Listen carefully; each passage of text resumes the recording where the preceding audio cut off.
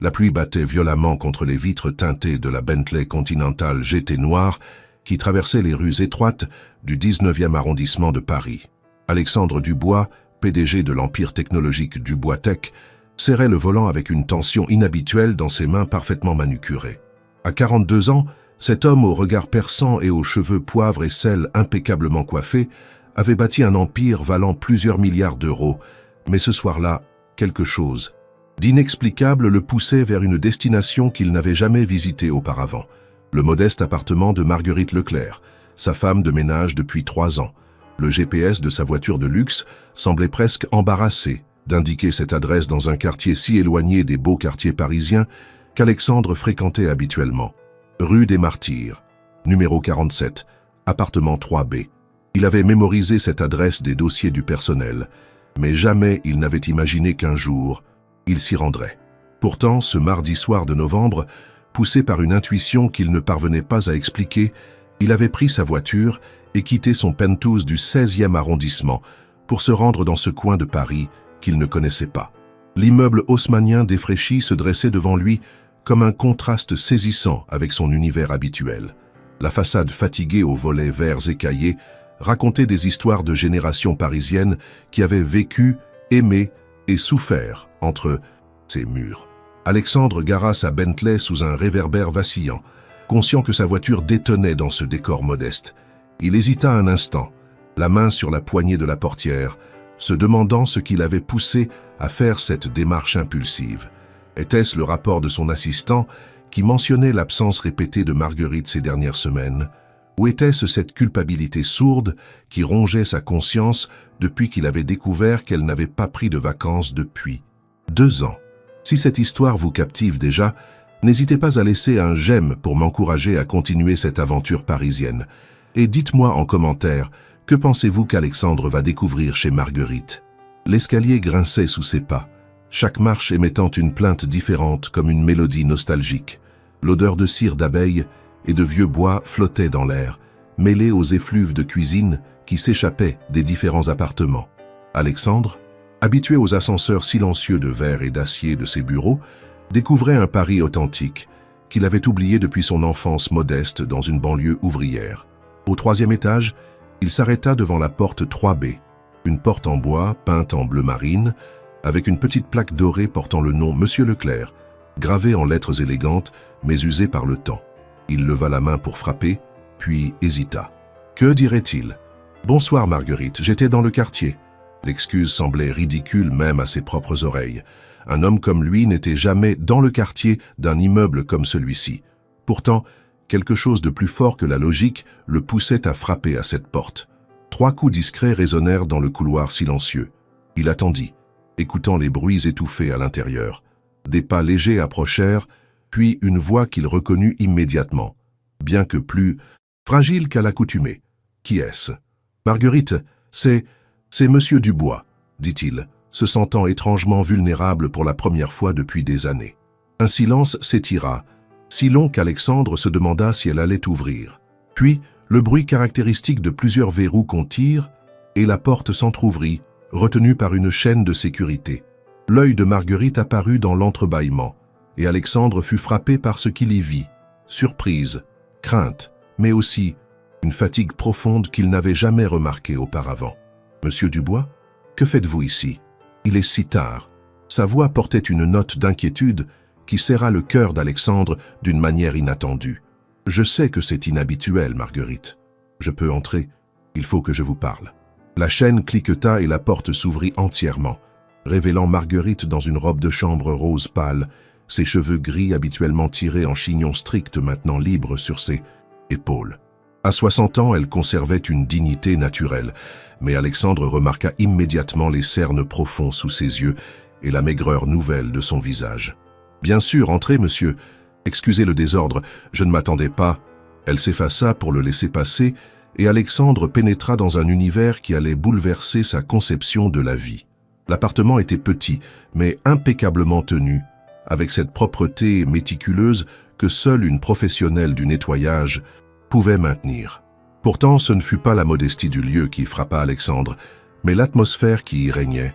Dans le salon minuscule, sur une table basse recouverte d'un apron brodé à la main, étaient disposés des médicaments. Beaucoup de médicaments.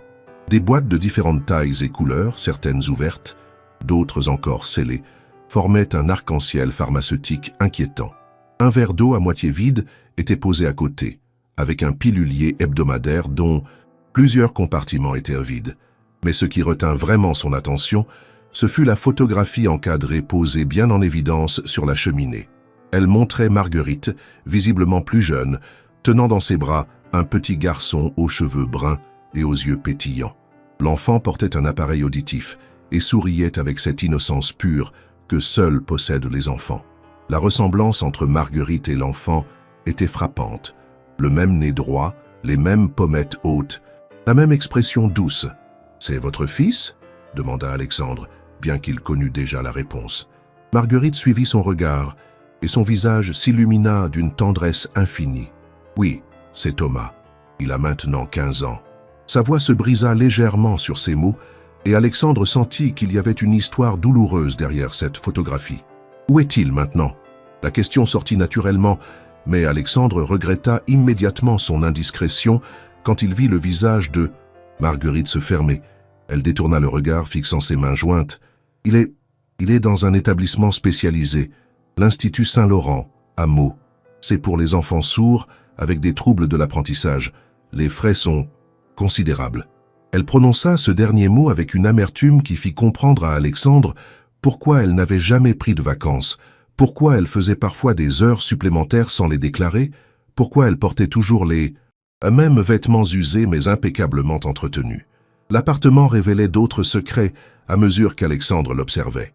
Dans un coin, une machine à coudre ancienne mais bien entretenue était installée près de la fenêtre, avec des piles de vêtements soigneusement pliés. Réparations et retouches que Marguerite faisait probablement le soir pour arrondir ses fins de mois. Sur une étagère, des livres sur la langue des signes côtoyaient des guides médicaux et des romans d'occasion aux couvertures défraîchies. Chaque objet racontait l'histoire d'une femme qui se battait quotidiennement pour offrir à son fils les soins dont il avait besoin. « Marguerite, asseyez-vous, s'il vous plaît. » Alexandre désigna le canapé usé, mais confortable. « Je vais vous préparer un thé, » dit-elle automatiquement par habitude de servir. « Non, restez assise. C'est moi qui vais m'en occuper. » Pour la première fois de sa vie d'adulte, Alexandre Dubois se dirigea vers une cuisine étrangère pour préparer du thé. La cuisine était minuscule mais fonctionnelle, chaque centimètre carré optimisé. Sur le réfrigérateur, des photos de Thomas à différents âges étaient maintenues par des aimants colorés. L'enfant grandissait sous les yeux d'Alexandre. Bébé dans les bras de Marguerite, enfant apprenant la langue des signes, adolescent souriant malgré les difficultés. Pendant que l'eau chauffait, Alexandre observa les factures soigneusement rangées dans un classeur ouvert sur le comptoir. Institut Saint-Laurent, 2 800 € par mois. Orthophoniste spécialisé, 150 € par séance, 2 fois par semaine. Transport médical adapté, 200 € par mois. Médicaments non remboursés, 350 € par mois. Les chiffres s'additionnaient pour former une somme vertigineuse pour quelqu'un qui gagnait le salaire minimum. Alexandre calcula rapidement. Marguerite devait consacrer plus de 85% de ses revenus aux soins de son fils. Il revint au salon avec 2 tasses fumantes, s'assit en face de Marguerite et la regarda vraiment pour la première fois. Cette femme qu'il croisait 3 fois par semaine depuis 3 ans, qui nettoyait son bureau, préparait son café, s'occupait de son linge, était en réalité une mère courage qui sacrifiait tout pour son enfant handicapé. « Marguerite, pourquoi ne m'avez-vous jamais rien dit ?» demanda-t-il doucement. Elle leva vers lui des yeux surpris. « Vous dire quoi, monsieur ?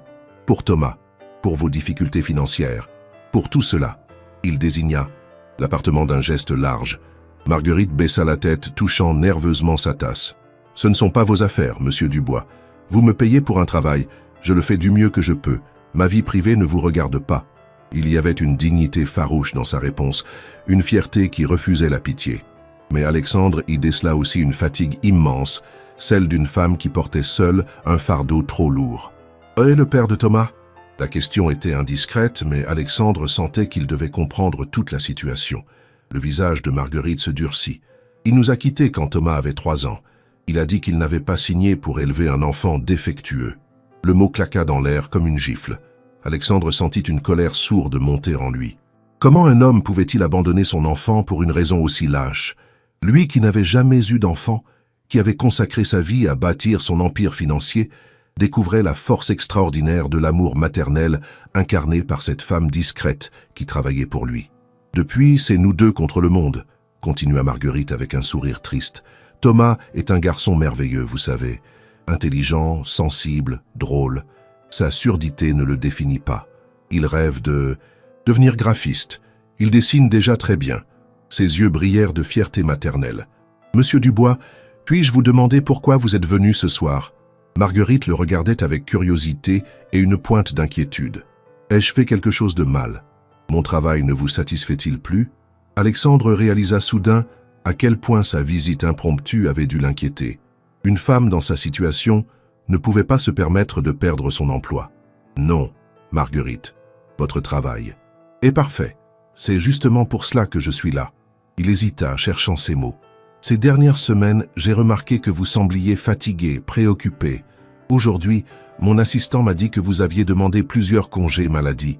Je me suis inquiété. » Marguerite rougit légèrement. « J'ai eu quelques problèmes de santé, mais rien de grave. Je suis désolé si cela a perturbé votre organisation. » Alexandre remarqua qu'elle évitait son regard. « Marguerite, de quel problème de santé parlez-vous » Il y eut un long silence, puis Marguerite soupira profondément. « J'ai découvert une grosseur au sein il y a 2 mois. J'ai commencé les examens, mais avec les frais de Thomas, je ne peux pas me permettre tous les soins nécessaires immédiatement.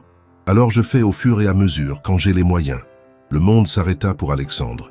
Cette femme était potentiellement gravement malade et retardait ses soins médicaux par manque d'argent, tout en continuant à travailler pour lui avec le sourire. Il regarda les médicaments sur la table basse d'un œil nouveau, anti-inflammatoires, anxiolytiques, compléments alimentaires pour combattre la fatigue. « Marguerite, vous devez vous faire soigner immédiatement. Vous ne pouvez pas attendre. Je sais, monsieur Dubois, mais Thomas a besoin de ses soins. Il passe son baccalauréat l'année prochaine. Si je tombe malade maintenant, qui s'occupera de lui? Qui paiera l'institut ?» Sa voix se brisa sur ces derniers mots. Alexandre se leva brusquement et fit les 100 pas dans le petit salon. Pendant des années, il avait vécu dans sa bulle dorée, convaincu que le succès financier était l'unique mesure de la valeur humaine. Il payait ses employés correctement, selon les standards légaux, et pensait que cela suffisait. Mais ce soir, face à Marguerite, il découvrait une réalité qu'il avait ignorée. Derrière chaque personne qui travaillait pour lui se cachèrent des vies complexes, des luttes quotidiennes, des sacrifices qu'il n'imaginait même pas. Cette femme qui rendait sa vie plus confortable risquait sa propre santé pour assurer l'avenir de son fils. « Marguerite, écoutez-moi attentivement. » Alexandre s'arrêta devant elle et la regarda droit dans les yeux. « À partir de demain, vous allez prendre rendez-vous avec les meilleurs spécialistes de Paris. Tous les frais médicaux seront pris en charge par l'entreprise. C'est non négociable. » Marguerite le regarda avec stupéfaction. « Monsieur Dubois, je ne peux pas accepter. C'est trop généreux. Je ne pourrai jamais vous rembourser. Je ne vous demande pas de me rembourser. Considérez cela comme un investissement dans le capital humain de mon entreprise. Une employée en bonne santé est plus efficace qu'une employée malade qui se force à travailler. » Mais Alexandre savait que ce n'était qu'un prétexte rationnel pour masquer ce qui était en train de se passer en lui.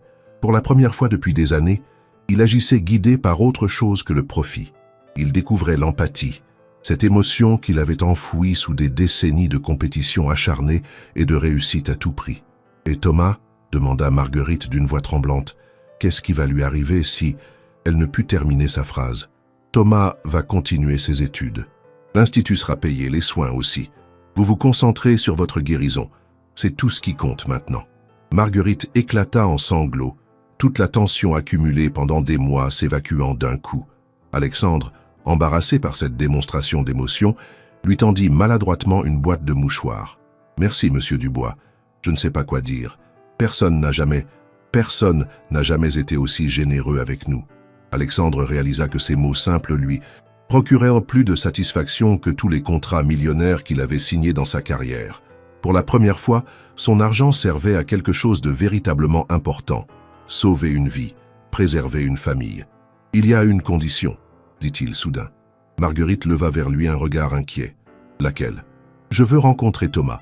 J'aimerais comprendre qui il est, quels sont ses rêves, ses projets. » Marguerite sourit à travers ses larmes. Il va être terrifié. Il n'a jamais rencontré quelqu'un d'aussi important que vous. Important? Alexandre réfléchit à ce mot. Marguerite, ce soir, j'ai découvert que vous étiez bien plus importante que moi. Vous construisez l'avenir d'un être humain avec amour et sacrifice. Moi, je ne construis que des profits. Cette nuit-là, Alexandre ne rentra pas directement chez lui. Il roula dans Paris, repensant à sa conversation avec Marguerite, aux révélations de cette soirée. Arrivé dans son penthouse du 16e arrondissement, il contempla son appartement de 300 mètres carrés, décoré par un architecte d'intérieur renommé. Tout était parfait, froid, impersonnel. Pas une seule photo de famille, pas un souvenir émouvant, pas une trace d'amour ou de sacrifice. Juste des œuvres d'art coûteuses et des meubles de designer qui ne racontaient aucune histoire humaine. Il ouvrit son ordinateur portable et commença à taper un email à son assistant. « Paul, annulez tous mes rendez-vous de demain matin. Organisez un rendez-vous d'urgence avec les meilleurs oncologues de Paris pour Madame Leclerc. Prix non négociable. Préparez également un dossier sur l'Institut Saint-Laurent à Meaux.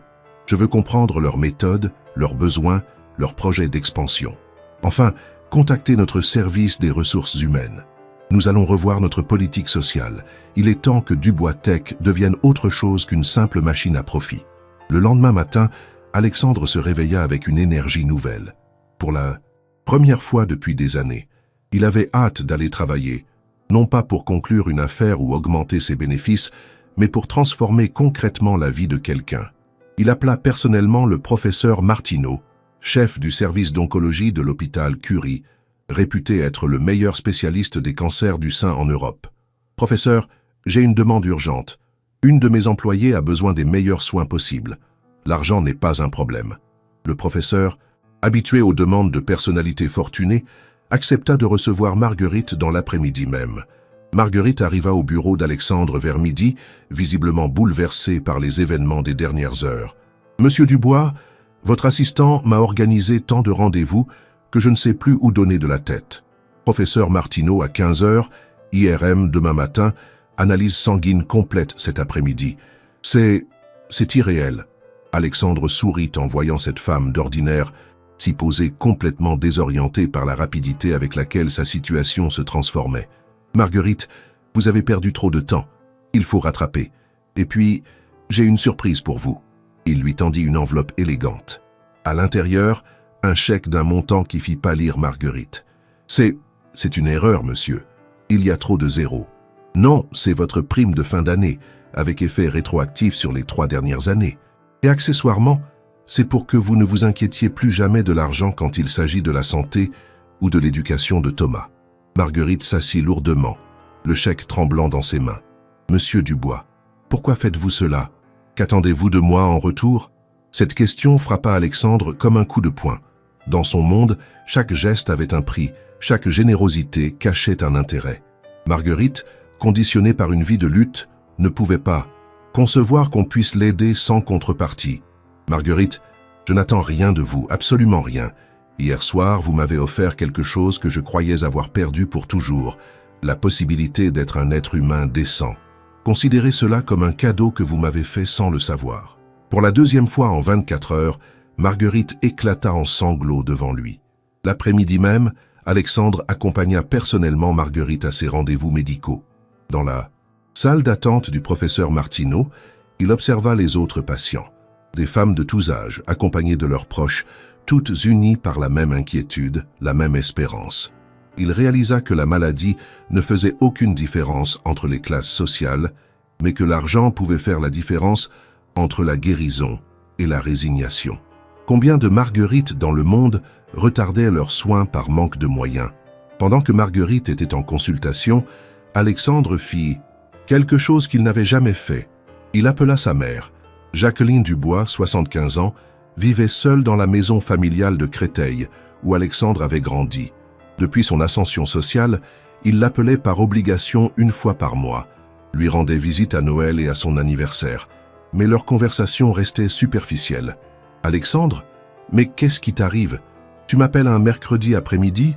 La surprise dans la voix de sa mère lui serra le cœur. « Maman, je voulais juste savoir comment tu allais, vraiment, pas par politesse. » Il y eut un silence étonné. « Ça va, mon chéri? Mais toi, tu as l'air différent. Il s'est passé quelque chose ?» Alexandre sourit.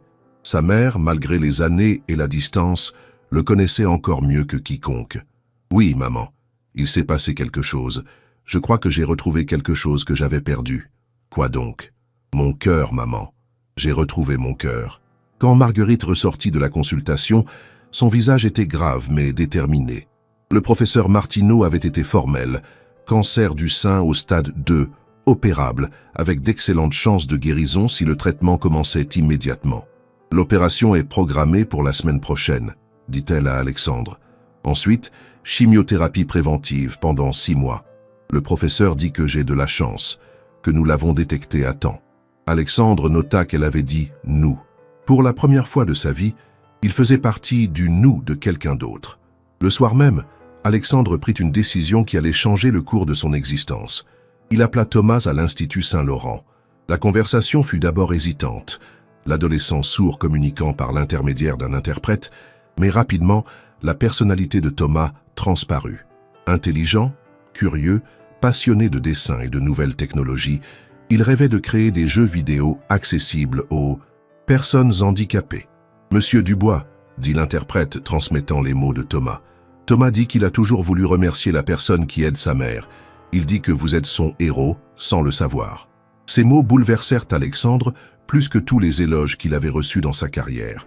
Un adolescent qu'il ne connaissait pas le considérait comme son héros simplement parce qu'il traitait sa mère avec respect et dignité. « Dites à Thomas que c'est lui, mon héros, et que j'aimerais beaucoup le rencontrer ce week-end. » La réponse de Thomas transmise par l'interprète le fit sourire.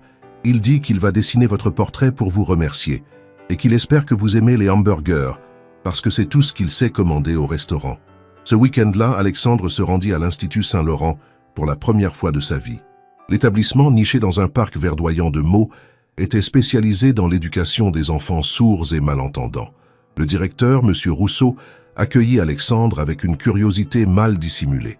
Il n'était pas habituel qu'un milliardaire rende visite personnellement à l'un de leurs élèves. « Thomas Leclerc est l'un de nos meilleurs éléments », expliqua-t-il en français des signes qu'Alexandre ne comprenait pas mais dont la beauté gestuelle le fascinait. Intelligent, créatif, leader naturel. Il aide les plus jeunes, traduit pour les nouveaux arrivants.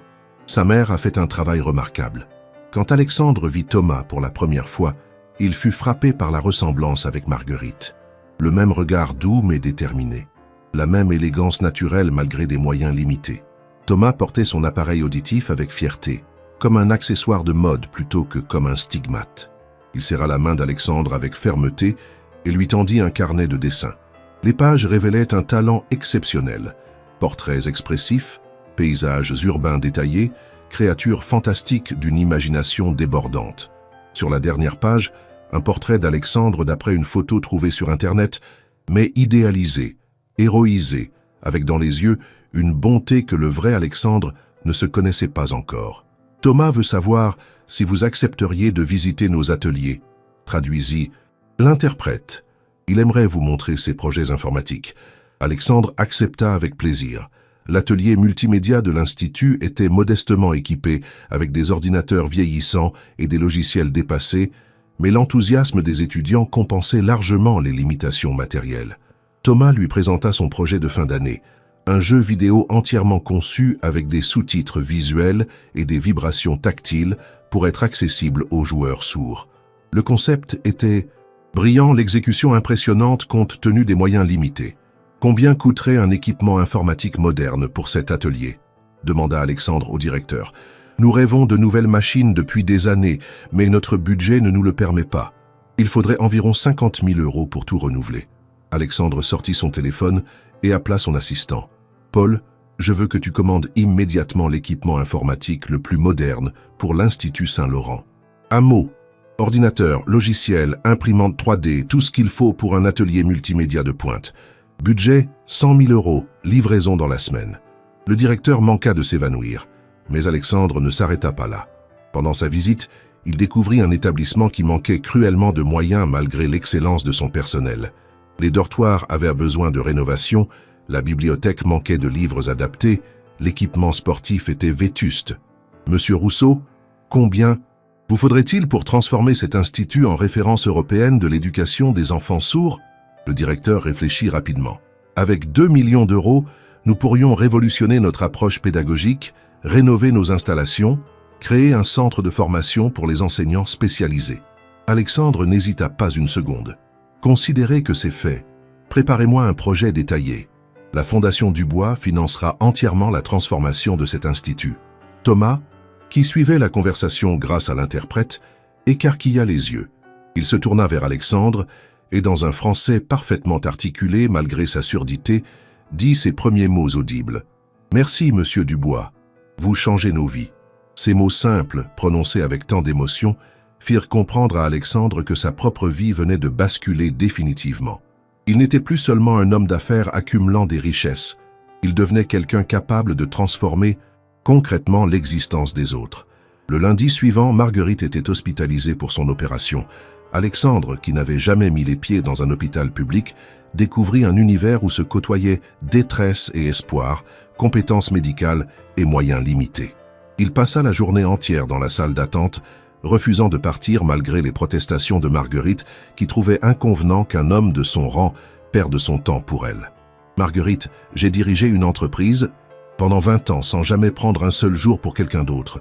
Aujourd'hui, c'est le jour le plus important de ma carrière. » Pendant les heures d'attente, Alexandre fit connaissance avec les autres familles. Monsieur Garcia, dont l'épouse subissait la même intervention, travaillait comme plombier et avait dû prendre un congé sans solde pour être présent. Madame Chen, venue de banlieue avec ses 3 enfants, attendait des nouvelles de sa fille de 25 ans. Chacun portait le même masque d'anxiété, la même espérance fragile. Alexandre réalisa que la souffrance était universelle, mais que ses moyens financiers lui donnaient un pouvoir qu'il n'avait jamais pleinement mesuré, celui de transformer cette souffrance en espoir. Quand le professeur Martineau sortit du bloc opératoire avec un sourire rassurant, Alexandre sentit ses jambes se dérober. L'opération s'est parfaitement déroulée. Nous avons tout retiré. Madame Leclerc a d'excellentes chances de guérison. Complète. Pour la première fois depuis des années, Alexandre pleura. Pas de frustration ou de colère comme dans ces négociations difficiles, mais de soulagement et de joie pure. Les autres familles de la salle d'attente l'applaudirent spontanément, reconnaissant en lui non pas un milliardaire, mais simplement un homme qui aimait quelqu'un. Pendant la convalescence de Marguerite, Alexandre prit une décision radicale. Il réorganisa complètement sa vie. Il embaucha une assistante sociale pour identifier les employés de Dubois Tech, qui traversaient des difficultés personnelles. Il découvrit que Fatima, la femme de ménage du 2e étage, envoyait chaque mois 800 € à sa famille au Maroc et vivait avec le strict minimum. Que Jean-Claude, le gardien de nuit, ne prenait jamais de vacances parce qu'il remboursait les dettes médicales de sa femme diabétique. Que Sophie, sa secrétaire depuis 10 ans, n'avait jamais osé demander une augmentation malgré ses compétences exceptionnelles parce qu'elle pensait ne pas le mériter. En quelques semaines, Alexandre transforma la culture de son entreprise. Il créa un fonds d'aide aux employés en difficulté, augmenta tous les salaires de 30%, instaura une couverture médicale intégrale pour tous les employés et leurs familles et créa un système de bourse d'études pour les enfants du personnel. « Monsieur Dubois, lui dit un jour Paul, son assistant, vos actionnaires s'inquiètent de ces dépenses. Ils ne comprennent pas ce changement. Soudain de politique. » Alexandre sourit. « Dites-leur que j'ai découvert que des employés heureux sont plus productifs que des employés exploités, et que si ça ne leur plaît pas, ils peuvent vendre leur part. Je les rachèterai. » 3 mois après son opération, Marguerite était en pleine forme. Sa chimiothérapie se déroulait sans complications majeures, et tous les examens montraient que le cancer était en rémission complète. Elle avait repris le travail, mais à mi-temps, sur l'insistance d'Alexandre qui estimait qu'elle devait consacrer du temps à sa guérison et à Thomas. « Monsieur Dubois, lui dit-elle un matin en lui apportant son café, je ne sais toujours pas pourquoi vous avez fait tout cela pour nous. » Alexandre posa sa main sur la sienne. « Marguerite, vous m'avez sauvé la vie sans le savoir. Vous m'avez rappelé que l'argent n'a de valeur que s'il sert à créer du bonheur. » Cette transformation personnelle d'Alexandre ne passa pas inaperçue dans le monde des affaires. Les médias économiques commencèrent à parler de l'effet Dubois, ce phénomène d'entrepreneurs fortunés qui remettaient en question leurs priorités et se tournaient vers la philanthropie active. Alexandre fut invité à témoigner dans de nombreuses conférences, mais il refusait systématiquement de raconter l'histoire de Marguerite par respect pour sa vie privée. Il parlait simplement de révélation humaine et encourageait ses pairs à regarder vraiment les personnes qui travaillaient pour eux. Thomas, de son côté, s'épanouissait dans le nouvel environnement de l'Institut Saint-Laurent. Les ordinateurs flambant neufs lui permettaient de développer des projets encore plus ambitieux. Il avait créé une application mobile pour apprendre la langue des signes de manière ludique, qui avait déjà été téléchargée plus de 50 000 fois. « Monsieur Alexandre », lui écrivit-il dans un email, il avait insisté pour l'appeler par son prénom, « grâce à vous, je ne me contente plus de rêver. Je construis mes rêves. » Ces mots touchèrent Alexandre plus profondément que tous les compliments professionnels qu'il avait reçus. Un soir de printemps, 6 mois après sa première visite chez Marguerite, Alexandre retourna rue des Martyrs. Mais cette fois, c'était pour une invitation à dîner. Marguerite, complètement guérie et rayonnante de santé, avait insisté pour lui préparer un repas de remerciement. Thomas était là aussi, en permission de l'Institut pour le week-end. L'appartement n'avait pas changé, mais l'atmosphère était radicalement différente. Fini les médicaments sur la table basse, fini les factures angoissantes sur le comptoir de cuisine. À la place, des rires, des projets d'avenir, une joie de vivre retrouvée. « Monsieur Alexandre », dit Thomas en langue des signes que Marguerite traduisait, « j'ai une surprise pour vous. » Il disparut dans sa chambre et revint avec une toile encadrée. C'était un portrait d'Alexandre, mais pas celui du carnet de dessin. Cette fois, Thomas avait peint l'homme qu'Alexandre était vraiment devenu. Un visage adouci par la bienveillance, des yeux brillants de compassion, un sourire authentique qu'Alexandre lui-même ne se connaissait pas avant cette transformation. « Il dit que c'est le vrai vous », traduisit Marguerite, « celui que nous avons découvert ensemble. » Pendant le dîner, Alexandre raconta sa propre histoire, son enfance modeste à Créteil, fils d'une femme de ménage et d'un ouvrier du bâtiment. Ses études brillantes, obtenues à force de bourses et de petits boulots. Son ascension fulgurante dans le monde des affaires, motivée d'abord par le désir légitime d'échapper à la précarité, puis transformée en obsession de la réussite qu'il avait coupée de ses origines et de son humanité. « J'avais oublié d'où je venais », avoua-t-il. « J'avais oublié que mes parents avaient fait les mêmes sacrifices pour moi que vous, Marguerite, pour Thomas. Vous m'avez rappelé mes racines. Et maintenant ?» demanda Marguerite. « Qu'allez-vous faire de cette fortune qui vous pesait tant ?» Alexandre sourit. « J'ai créé la fondation Dubois-Leclerc. Nous allons révolutionner l'aide aux familles d'enfants handicapés en France. Thomas sera notre premier ambassadeur quand il aura terminé ses études. Et vous, Marguerite, si vous acceptez, vous dirigerez le département d'aide aux mères isolées. » Marguerite le regarda avec stupéfaction. « Moi ? Mais je ne suis qu'une femme de ménage. Vous êtes la femme la plus forte et la plus sage que je connaisse. Qui mieux que vous peut comprendre les difficultés de ces familles ?» La conversation se prolongea tard dans la nuit. Alexandre découvrit que Thomas avait développé une théorie fascinante sur l'accessibilité universelle. « Il dit, traduisait Marguerite, que si on conçoit le monde pour les handicapés, on l'améliore pour tout le monde, comme les rampes d'accès qui aident aussi les parents avec des poussettes. » Cette philosophie séduisit immédiatement Alexandre, qui y vit une métaphore parfaite de sa propre transformation. En aidant Marguerite, il s'était aidé lui-même. Avant de partir, Alexandre prit Marguerite à part. « Marguerite, j'ai une dernière question. Le soir où je suis venu ici pour la première fois, qu'est-ce qui vous a poussé à me faire confiance? Vous auriez pu fermer la porte, refuser de me parler de vos problèmes. » Marguerite réfléchit un instant. « Vous savez, monsieur Alexandre, quand on travaille pour quelqu'un pendant des années, on apprend à le connaître. Je vous voyais arriver le matin fatigué, repartir le soir épuisé. Vous aviez tout pour être heureux, mais vous ne l'étiez pas. Cette nuit-là, j'ai vu dans vos yeux quelque chose que je n'y avais jamais vu, de la curiosité pour autre chose que vos affaires. J'ai pensé que peut-être vous cherchiez vous aussi quelque chose. » Cette réponse bouleversa Alexandre. Marguerite avait perçu sa détresse existentielle avant lui-même. Elle avait eu l'intuition que derrière le masque du milliardaire se cachait un homme en quête de sens. « Et vous avez trouvé ce que vous cherchiez ?» demanda-t-elle avec un sourire tendre. Alexandre regarda autour de lui. Cet appartement modeste était devenu pour lui un symbole de richesse authentique. Richesse des liens humains, de l'amour inconditionnel, du courage face à l'adversité. « Oui, Marguerite, grâce à vous, j'ai trouvé bien plus que ce que je cherchais. J'ai trouvé une famille. » 2 ans plus tard, la fondation Dubois-Leclerc était devenue une référence en Europe. Thomas, diplômé avec mention de son baccalauréat, avait intégré une école d'ingénieur en informatique où il développait des technologies d'assistance révolutionnaires. Marguerite dirigeait effectivement le département d'aide aux mères isolées et avait déjà transformé la vie de centaines de familles. Alexandre, lui, avait vendu une partie de ses parts de Dubois Tech pour financer entièrement la fondation, se contentant d'un train de vie confortable mais sans excès. Chaque dimanche, Alexandre déjeunait chez Marguerite et Thomas, qui avaient déménagé dans un appartement plus spacieux du 14e arrondissement, offert par Alexandre, mais officiellement loué pour préserver la fierté de Marguerite. Ces déjeuners dominicaux étaient devenus le moment le plus précieux de sa semaine. Ils parlèrent de tout, des projets de la fondation, des études de Thomas, des souvenirs d'enfance d'Alexandre, des rêves, d'avenir de cette famille recomposée par le destin. Un dimanche particulier, Thomas annonça une nouvelle qui émut Alexandre aux larmes. « Monsieur Alexandre », dit-il en oral, sa diction s'étant considérablement améliorée grâce à l'orthophoniste de pointe qu'Alexandre lui avait trouvé, « j'ai été accepté dans le programme d'échange avec le MIT.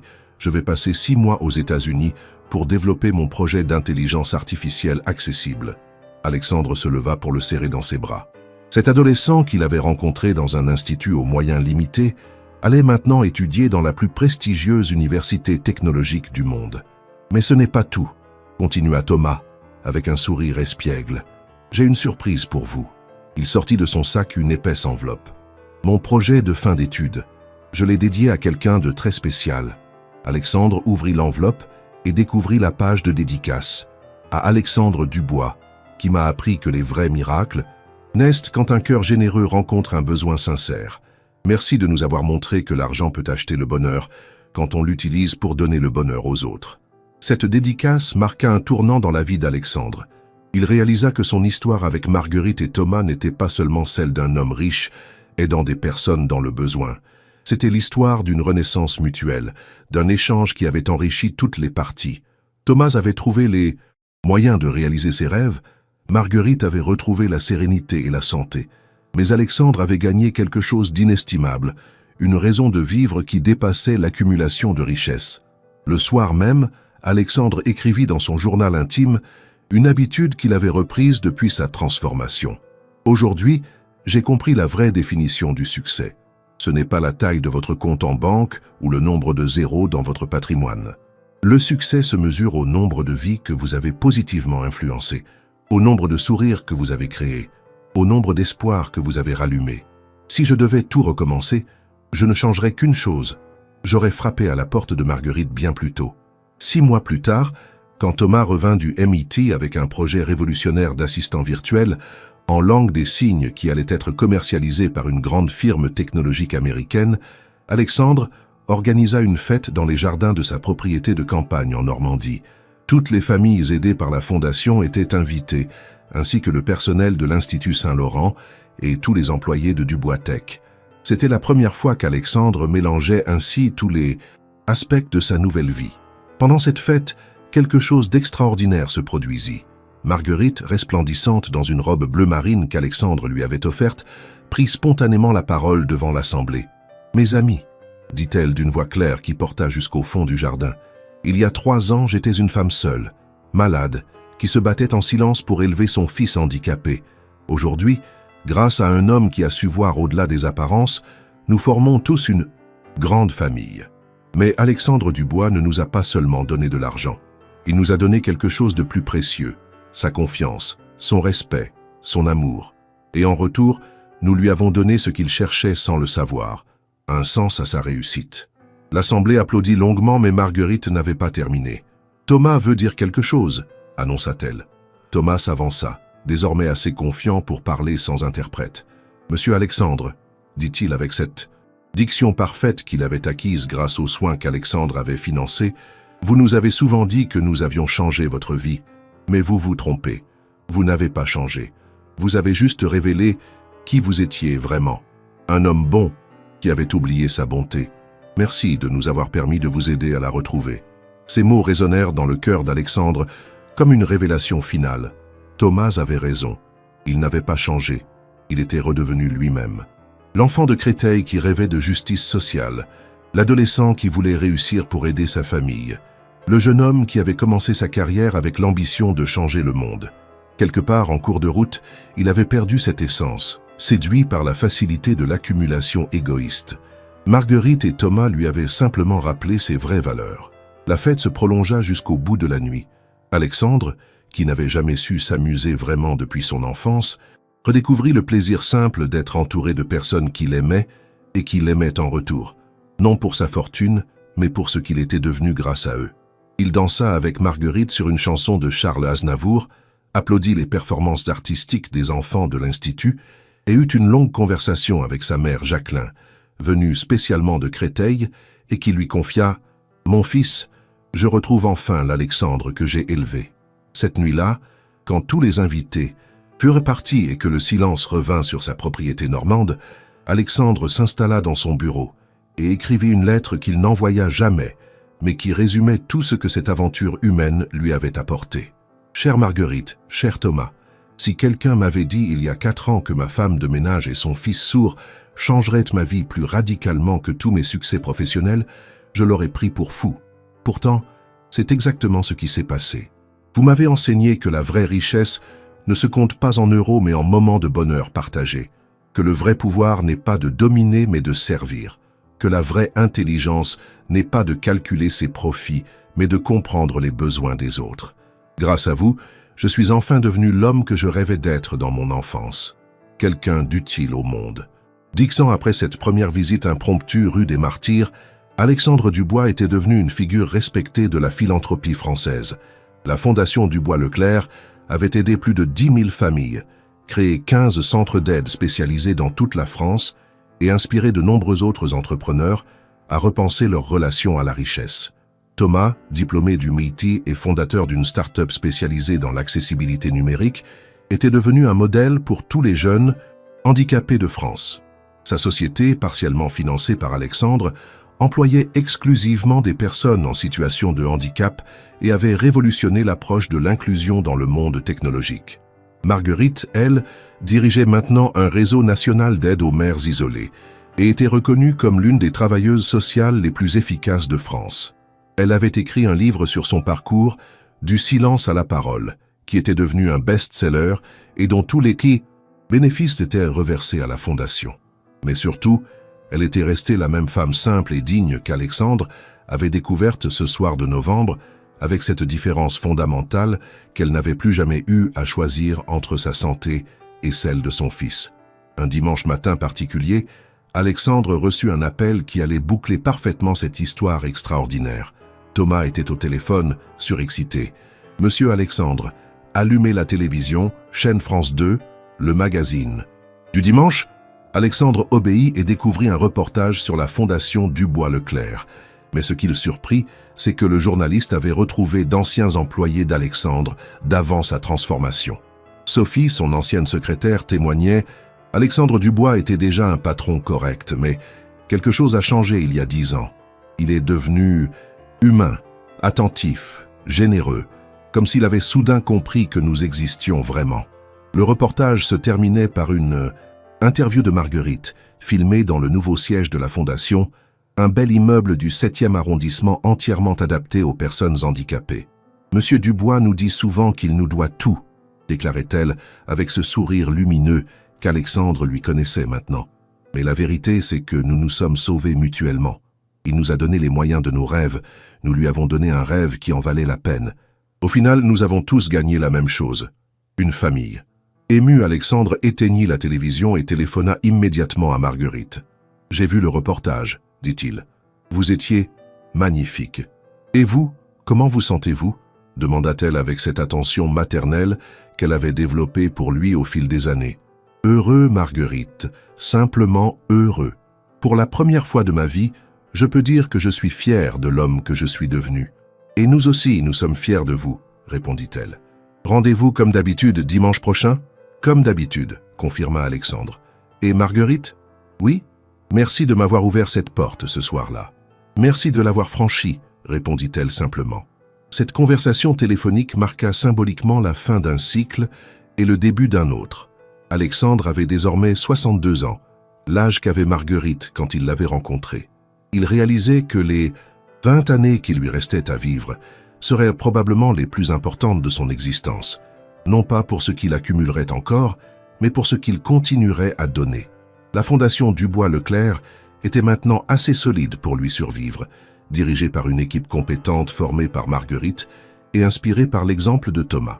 Le dimanche suivant, comme tous les dimanches depuis 10 ans, Alexandre se rendit chez Marguerite et Thomas pour le déjeuner familial hebdomadaire. Mais cette fois, il apportait une surprise, les clés de sa propriété normande. « Je veux vous la léguer », annonça-t-il simplement. Elle deviendra un centre de vacances pour les familles d'enfants handicapés. Marguerite, vous en serez la directrice. Thomas, tu pourras y installer ton laboratoire de recherche. Les deux hommes et la femme qui avaient changé sa vie le regardèrent avec stupéfaction, puis éclatèrent de rire. « Monsieur Alexandre, dit Thomas, vous ne changerez jamais, toujours à vouloir nous gâter. »« C'est vous qui me gâtez depuis 10 ans, répondit Alexandre. J'ai juste rattrapé mon retard. » Pendant ce déjeuner, Alexandre eut une révélation finale. En regardant Marguerite et Thomas discuter avec animation des projets de la Fondation, il réalisa que sa plus grande réussite n'était pas d'avoir bâti un empire technologique valant des milliards d'euros. Sa plus grande réussite était d'avoir contribué à l'épanouissement de deux êtres humains exceptionnels qui, à leur tour, transformaient positivement des milliers d'autres vies. Il était devenu ce que tous les hommes riches devraient aspirer à être, non pas un accumulateur de richesses, mais un multiplicateur de bonheur. Cette histoire vous a-t-elle touché?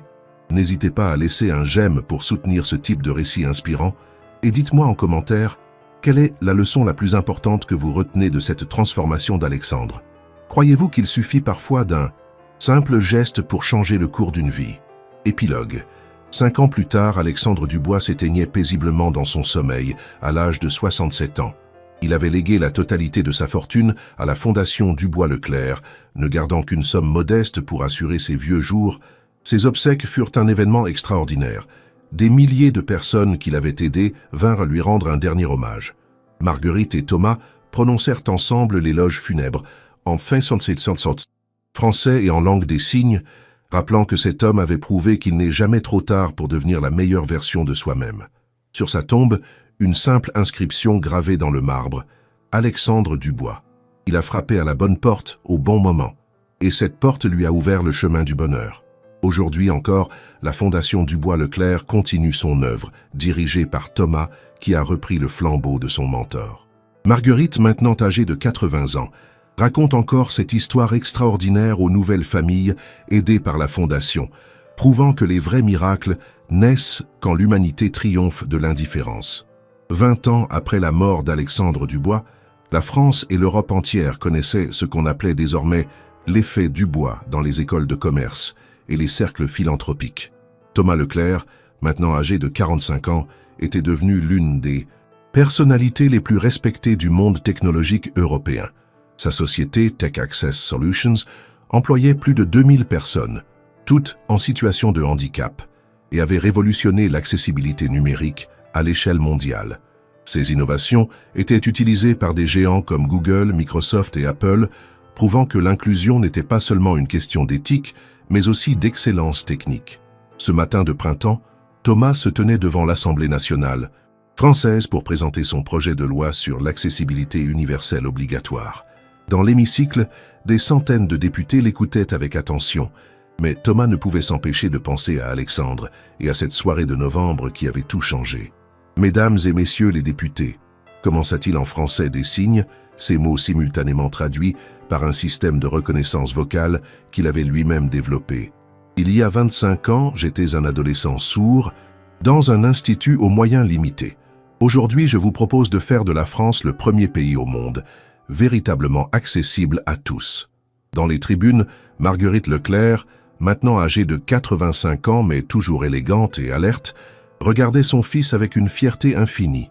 À côté d'elle, Marie Dubois, la nièce d'Alexandre qu'elle avait fini par considérer comme sa propre fille, filmait discrètement cette intervention historique.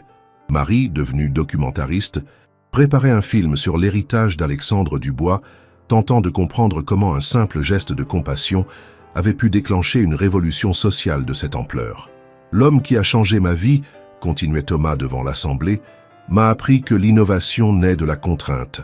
Quand on conçoit pour les plus vulnérables, On améliore l'expérience pour tous. Les sous-titres inventés pour les sourds aident maintenant les voyageurs dans les aéroports bruyants.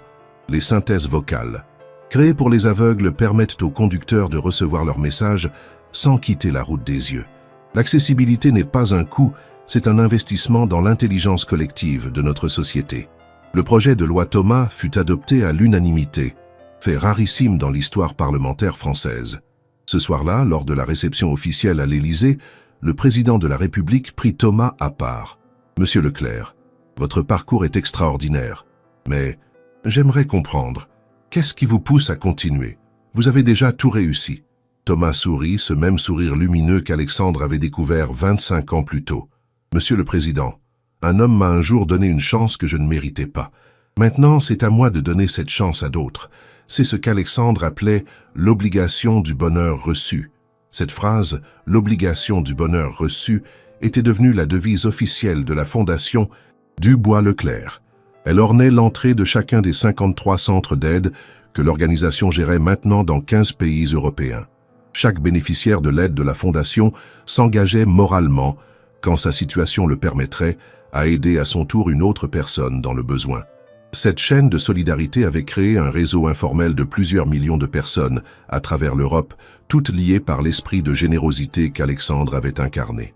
Marie Dubois, dans ses recherches pour son documentaire, avait découvert des histoires extraordinaires, comme celle de Samira, ancienne réfugiée syrienne aidée par la Fondation, devenue aujourd'hui médecin et qui dirigeait une clinique gratuite pour migrants à Marseille, ou celle de Roberto, ancien sans-abri secouru par l'organisation, maintenant chef d'une entreprise d'insertion, qui employait d'autres personnes en situation de précarité. Chacune de ces histoires remontait directement à cette soirée de novembre où Alexandre avait frappé à la porte de Marguerite. Un jour, en fouillant dans les archives personnelles d'Alexandre que Marguerite avait précieusement conservées, Marie découvrit un carnet secret que personne n'avait jamais lu. Alexandre y avait consigné ses pensées les plus intimes pendant les 10 dernières années de sa vie. Une page particulière retint son attention. « Aujourd'hui, j'ai calculé que chaque euro que j'ai donné à Marguerite et Thomas a généré directement ou indirectement plus de 1 000 euros de richesse sociale, non pas en argent mais en vie sauvée, en talent révélé, en innovation créée, en espoir rallumé. C'est le meilleur retour sur investissement de ma carrière. Je comprends maintenant pourquoi les anciens parlaient de placer son argent à intérêt composé dans l'humanité. » Cette découverte poussa Marie à entreprendre une étude économique révolutionnaire avec l'aide de l'École d'économie de Paris. L'étude démontra que l'investissement social d'Alexandre avait généré sur 25 ans une valeur économique mesurable de plus de 2,5 milliards d'euros. Innovation technologique créée par les bénéficiaires, emplois générés, économie de santé publique réalisée, diminution des coûts sociaux. L'étude fut publiée dans toutes les grandes revues économiques mondiales sous le titre « L'effet multiplicateur de la philanthropie ciblée, le cas Dubois-Leclerc ». Cette publication attira l'attention du Forum économique mondial de Davos qui invita Thomas à prononcer le discours d'ouverture. Devant l'élite économique mondiale, Thomas raconta une dernière fois l'histoire d'Alexandre, mais avec un angle nouveau. « Mesdames et messieurs, vous représentez aujourd'hui 80% de la richesse mondiale. Je vais vous raconter comment un de vos pères a transformé 10 millions d'euros en 2,5 milliards d'impact économique, tout en trouvant le bonheur qu'aucune de ses acquisitions précédentes ne lui avait jamais apporté. » Le silence dans l'auditorium était total. Thomas continua. « Alexandre Dubois a découvert ce que nous, économistes, appelons maintenant l'équation du bonheur optimal. Bonheur, better, richesse donnée, X, impact social, richesse conservée. Plus le dénominateur diminue et plus le numérateur augmente, plus le bonheur croît de manière exponentielle. Alexandre avait réduit sa richesse personnelle de 90% et multiplié son impact par 1000. Résultat, il était 10 000 fois plus heureux qu'avant sa transformation. Cette intervention déclencha ce qu'on appela plus tard la révolution de Davos. 37 milliardaires présents s'engagèrent sur le champ à donner au moins 50% de leur fortune de leur vivant, inspiré par l'exemple d'Alexandre. Warren Buffett, présent dans l'assistance, déclara « Ce jeune homme français nous rappelle une vérité que nous avions oubliée. L'argent est comme l'eau. Stagnant, il croupit. En mouvement, il fait pousser des jardins extraordinaires. Marguerite, maintenant octogénaire, continuait à participer activement à la vie de la fondation. Chaque nouveau bénéficiaire était reçu personnellement par elle, et elle leur racontait invariablement l'histoire d'Alexandre. « Mon cher enfant, disait-elle à chacun, ce que vous recevez aujourd'hui ne vient pas de la générosité d'un milliardaire. Cela vient de l'amour d'un homme qui a compris que donner aux autres était la seule façon de se donner à soi-même. Quand votre tour viendra d'aider quelqu'un d'autre, souvenez-vous que vous ne transmettez pas seulement de l'aide, vous transmettez cet amour. » Ces rencontres étaient devenues légendaires. Marguerite, malgré son âge avancé, conservait une mémoire parfaite et une sagesse qui touchait au cœur tous ceux qui la rencontraient. Elle était devenue, sans le chercher, une figure maternelle pour des milliers de personnes qui n'avaient jamais connu l'amour inconditionnel. Thomas disait souvent « Maman a reçu le don de guérison d'Alexandre. Maintenant, elle guérit les âmes, brisées avec la même efficacité qu'Alexandre guérissait les destins. » Un automne, Marguerite tomba gravement malade. À 86 ans, son corps commençait à fatiguer, même si son esprit restait vif. Thomas, qui n'avait jamais quitté Paris plus de quelques jours depuis la mort d'Alexandre, annula tous ses engagements internationaux pour rester auprès d'elle. Dans sa chambre d'hôpital, transformée en véritable salon grâce aux fleurs envoyées par les milliers de personnes qu'elle avait aidées, Marguerite fit une demande surprenante. « Thomas, je veux retourner rue des Martyrs. »« Maman, l'appartement a été vendu il y a 15 ans, » rappela Thomas. « Je sais, mon chéri, mais j'aimerais revoir cette porte bleue, celle où tout a commencé. » Thomas organisa immédiatement cette visite. Les nouveaux propriétaires, un jeune couple avec des enfants, acceptèrent avec émotion de recevoir cette femme légendaire. Quand Marguerite se retrouva devant la porte 3B, maintenant repeinte en vert, « Olive ?» Elle posa sa main sur le bois et ferma les yeux. « C'est ici qu'Alexandre a retrouvé son âme, » murmura-t-elle. « Et c'est ici que j'ai découvert qu'une mère seule pouvait changer le monde. » Le jeune couple, Sarah et David, écoutaient religieusement. Leur petite fille de 5 ans, Emma, s'approcha de Marguerite et lui tendit un dessin qu'elle venait de faire. C'était un homme en costume qui frappait à une porte, avec un cœur rouge géant dans la poitrine. « C'est l'histoire que maman m'a racontée, » dit Emma avec cette innocence propre aux enfants. « Le monsieur qui a retrouvé son cœur. » Marguerite prit le dessin avec des larmes dans les yeux. « Exactement, ma chérie. Il avait perdu son cœur dans ses affaires et il l'a retrouvé chez nous. » Cette visite eut un effet thérapeutique extraordinaire sur Marguerite. Son état s'améliora rapidement, comme si retourner aux sources de cette aventure lui avait redonné de l'énergie. Les médecins parlèrent de rémission miraculeuse, mais Thomas savait que sa mère avait simplement retrouvé la force de continuer sa mission. Elle vécut encore 3 années pendant lesquelles elle forma ses successeurs avec un soin méticuleux, s'assurant que l'esprit d'Alexandre ne se perdrait jamais dans la bureaucratie inévitable d'une grande organisation. Marguerite s'éteignit paisiblement un dimanche matin de mai, dans son sommeil, tenant dans sa main le portrait qu'Alexandre avait fait faire d'elle pour ses 75 ans. Sur ce portrait, elle souriait avec cette sérénité profonde de ceux qui ont trouvé le sens de leur existence.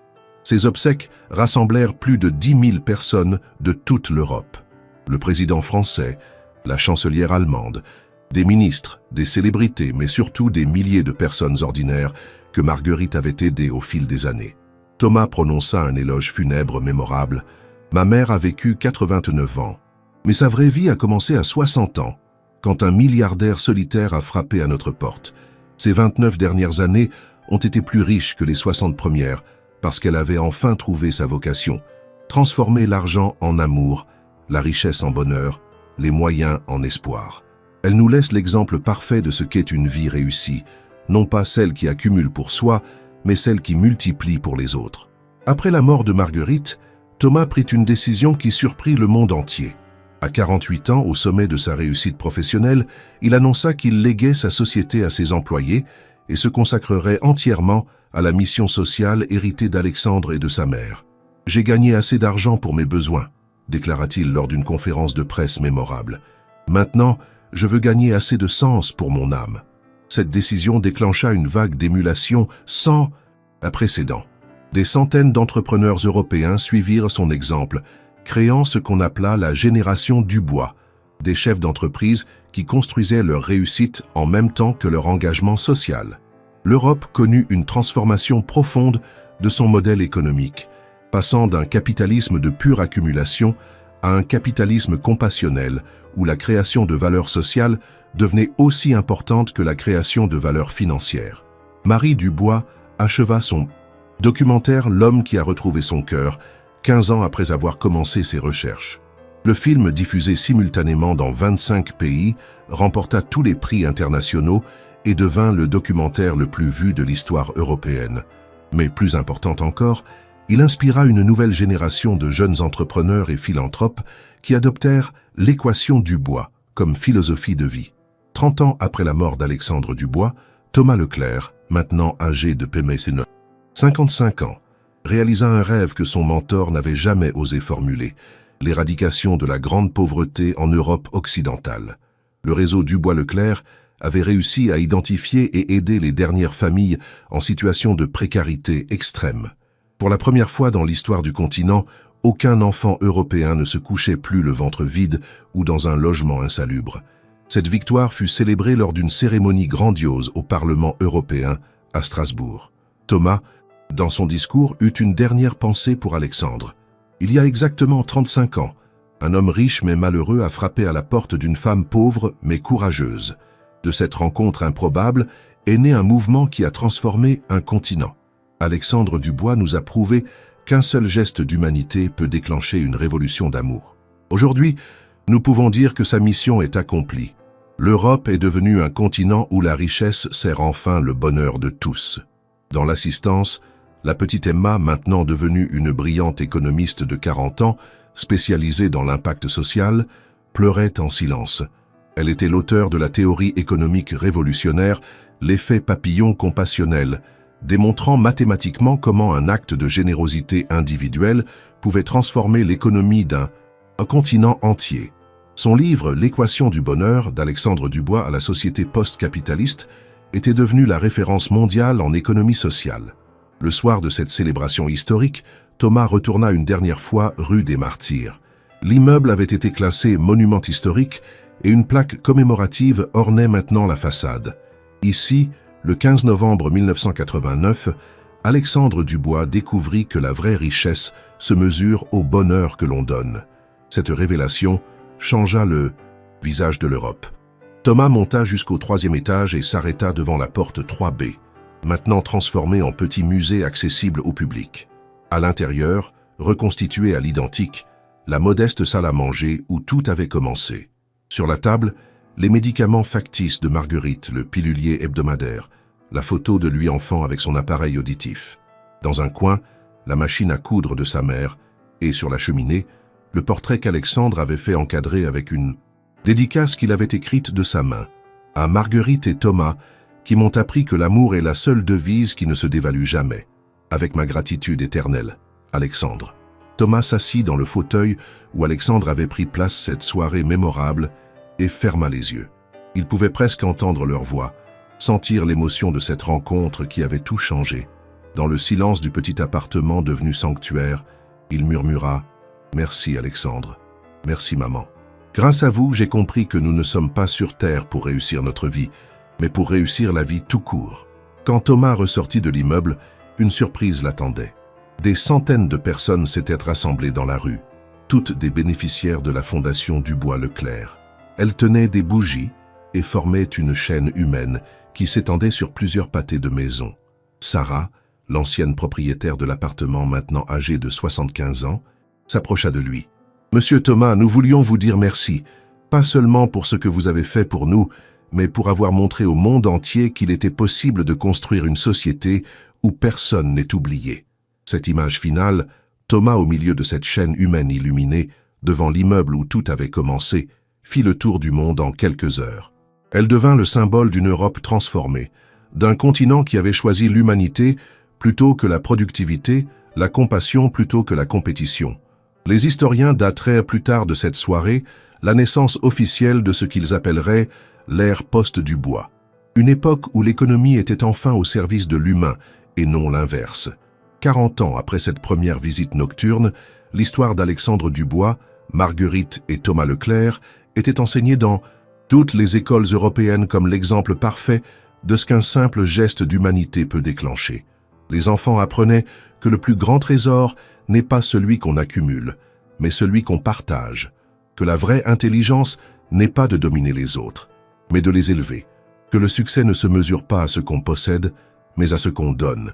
Et quelque part, dans un petit appartement du 19e arrondissement de Paris devenu lieu de pèlerinage mondial, l'esprit d'Alexandre Dubois continuait à inspirer tous ceux qui franchissaient le seuil de cette porte bleue devenue mythique.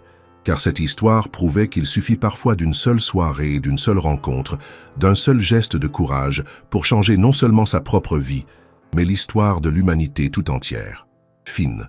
Cette saga extraordinaire nous rappelle que nous avons tous quelque part une porte à franchir, une main à tendre, un cœur à ouvrir, et que derrière chaque geste de générosité se cache peut-être la graine d'une révolution qui changera le monde. Alors, à votre tour, quelle porte allez-vous frapper ? Quel Alexandre Dubois sommeille en vous, attendant de découvrir sa propre humanité? Si cette conclusion vous a ému et que vous avez suivi cette extraordinaire saga jusqu'au bout, n'hésitez pas à laisser un j'aime en signe de reconnaissance et partagez en commentaire quelle est la leçon la plus profonde que vous retenez de cette histoire. Croyez-vous qu'une seule personne peut vraiment changer le monde? Cette histoire vous donne-t-elle envie d'agir différemment dans votre propre vie?